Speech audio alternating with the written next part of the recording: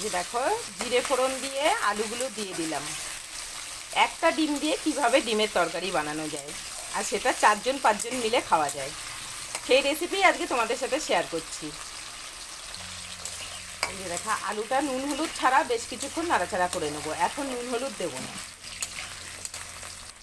এই যে দেখো আলুটা একটু একটু ভাজা ভাজা হয়ে গেছে। এবার এর মধ্যে আমি দিয়ে দেবো পেঁয়াজ, টমেটো, আদা, রসুন, কাঁচা লঙ্কা পেস্ট।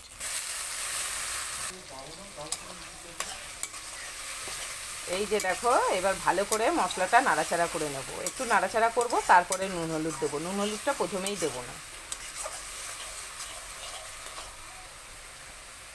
এইবার আমি দিয়ে দেবো নুন,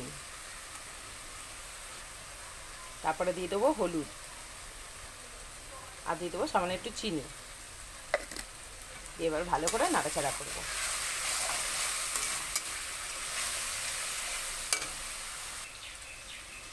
এবার দিয়ে দেবো একটু কাশ্মীরি লঙ্কার গুঁড়ো, দিয়ে ভালো করে নাড়াচাড়া করে দেবো।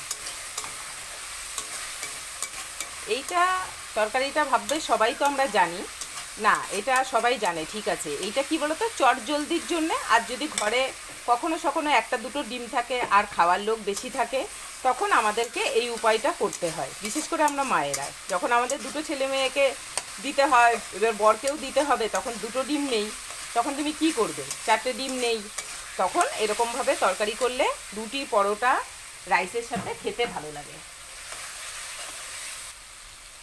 এইবার এর মধ্যে আমি দিয়ে দেবো ডিমটা ফাটিয়ে,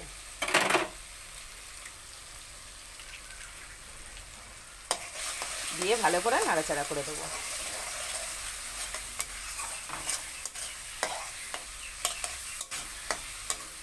দেখেছো ডিমটা কত সুন্দর একটু একটু একটু একটু দেখা যাচ্ছে।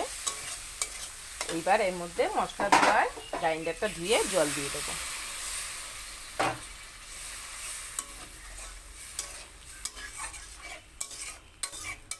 এই রেসিপিটার কি নাম দেয়া যায়? আমি দিয়েছি ডিম ফাটানো আলুর দম। তারপরে এবার চাপা দিয়ে দেবো, আলুগুলো সিদ্ধ হোক। এবার ঢাকাটা খুলে দিই। এই দেখো, এই যে দেখো এইদিকে এবার এই ভাত ভাজাটা গরম করছি। কালকে রাত্রের ভাত ভাজা বেঁচে গেছিলো, ওইটা দিয়েই খাওয়া হবে, তাই জন্য তরকারিটা করছি। এই যে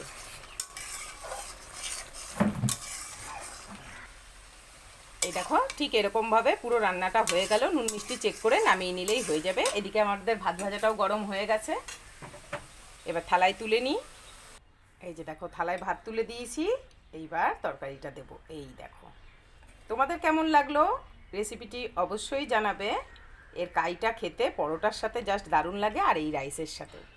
এবার এরকম গরম গরম খেয়ে নিলেই হয়ে গেল আমাদের সুন্দর ডিমের কারি দিয়ে মিক্স।